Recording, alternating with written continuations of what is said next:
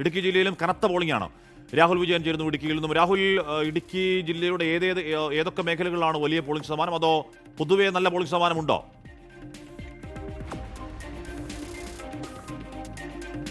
അശ്മി, ഇടുക്കിയിലെ 5 മണ്ഡലങ്ങളിലും സാമാന്യം ഭേദപ്പെട്ട പോളിംഗ് ഉണ്ട് ആദ്യ മണിക്കൂറുകളിൽ എന്നുള്ളതാണ് ഏറ്റവും പ്രധാനപ്പെട്ട കാര്യം. എല്ലാ വർഷങ്ങളിലും ആദ്യ മണിക്കൂറുകളിൽ ഇടുക്കിയിലെ സാമാന്യം ഭേദപ്പെട്ട പോളിംഗ് ഉണ്ടാകാറുള്ളതാണ്. കാരണം തോട്ടം തൊഴിലാളികളുണ്ട്, അതുപോലെ തന്നെ മറ്റു ജോലിക്ക് പോകുന്ന ആളുകളൊക്കെ ഉണ്ട്. അവർ രാവിലെ വെളുപ്പാങ്കാലത്ത് തന്നെ വന്ന് വോട്ട് രേഖപ്പെടുത്തി അവർ മടങ്ങുന്ന ഒരു പതിവാണ്. പിന്നീട് ഉച്ചയോടുകൂടി ആ വോട്ടിംഗ് ശതമാനം ഒരു പരിങ്ങലിലേക്ക് പോകും. വൈകിട്ടോടുകൂടി വീണ്ടും അത് ഒരു അല്പം ഉയരുന്ന ഒരു കാഴ്ച നമ്മൾ കാണുകയും ചെയ്യുന്നതാണ്.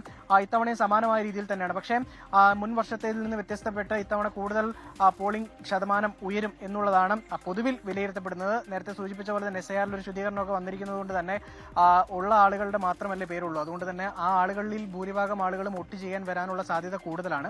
അതുകൊണ്ട് പോളിംഗ് ശതമാനം ഉയരാനുള്ള സാധ്യതയുണ്ട് എന്നുള്ളതാണ് മുന്നണികൾ എല്ലാവരും തന്നെ പ്രതീക്ഷിക്കുകയും ചെയ്യുന്നത്. നിലവിൽ എന്തായാലും വലിയ നീണ്ട നിരയൊന്നും വലിയ പോളിംഗ് ബൂത്തുകളിലൊന്നും കാണാനില്ല.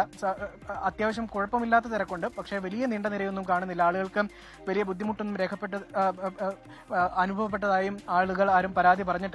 രാവിലെ തുടക്കത്തിൽ പോളിംഗിന്റെ തുടക്കത്തിൽ നെടുങ്കണ്ടത്തും അതുപോലെ തന്നെ അയ്യപ്പൻകോവിലും കട്ടപ്പന ട്രൈബൽ സ്കൂളിലും ഉൾപ്പെടെ ഈ പോളിംഗ് യന്ത്രം വോട്ടിംഗ് മെഷീൻ ചെറിയ തകരാറ് വന്നിരുന്നു. അത് പിന്നീട് പരിഹരിച്ച് എല്ലാം പ്രശ്നം പരിഹരിച്ച് വീണ്ടും വോട്ടിംഗ് പുനരാരംഭിക്കുകയും ചെയ്തിട്ടുണ്ട് എന്നുള്ളതാണ് ഏറ്റവും പ്രധാനപ്പെട്ട കാര്യം. എന്തായാലും വലിയ പ്രതീക്ഷയിൽ വലിയ കടുത്ത പോരാട്ടം തന്നെ നടക്കുന്ന ഒരു ജില്ലയാണ് ഇടുക്കി. അതിൽ ഏറ്റവും എടുത്തു പറയേണ്ടത് നമ്മളിപ്പോൾ നിൽക്കുന്ന ഇടുക്കി മണ്ഡലം തന്നെയാണ്.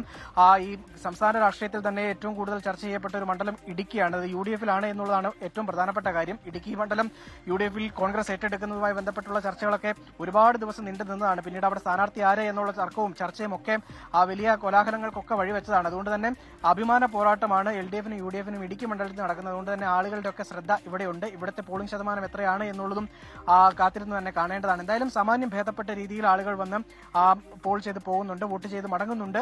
ആർക്കും വലിയ പരാതികളോ കാര്യങ്ങളോ നിലവിൽ ഇടുക്കിയിൽ അനുഭവപ്പെട്ടിട്ടില്ല.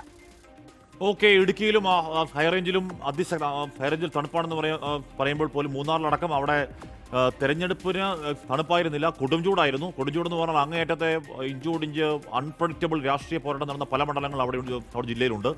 അപ്പോൾ ആ മണ്ഡലങ്ങളിലൊക്കെ വലിയ പ്രചരണ കോലാഹലം ഉണ്ടായിരുന്നു. അപ്പോൾ അങ്ങനെ ഇഞ്ചോടിഞ്ച് neck to neck tight fight ആകുമ്പോഴേക്കും രാഷ്ട്രീയ പാർട്ടികൾ പരമാവധി വോട്ടർമാരെ പോളിംഗ് ബൂത്തിലേക്ക് എത്തിക്കാൻ ശ്രമിക്കും. അതിൻ്റെയൊക്കെ പ്രതിഫലനം ബൂത്തിൽ കാണാം. ടി സിദ്ദീഖ് വോട്ട് രേഖപ്പെടുത്താൻ വേണ്ടി അവിടെ നിൽക്കുകയാണ്. നേരത്തെ നമ്മൾ കണ്ടു ചൂരൽമല അടക്കമുള്ള സ്ഥലങ്ങളിൽ വോട്ടർമാരുടെ നീണ്ട നിര നമ്മൾ കണ്ടിരുന്നു അവിടെ.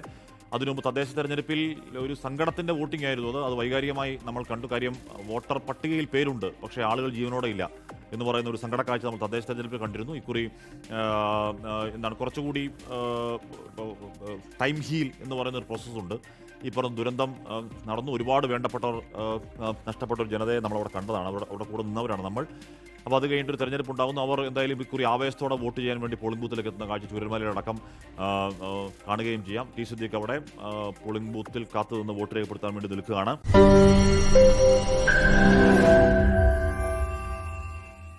ലോകത്തെവിടെയായാലും ഏത് സമയത്തും 24 വാർത്തകളും ഓഗ്മെന്റഡ് റിയാലിറ്റി പാക്കേജുകളും എക്സ്പ്ലെയിനറുകളും വിശദമായി കാണാൻ ഞങ്ങളുടെ YouTube ചാനൽ നിങ്ങൾക്ക് സബ്സ്ക്രൈബ് ചെയ്യാം.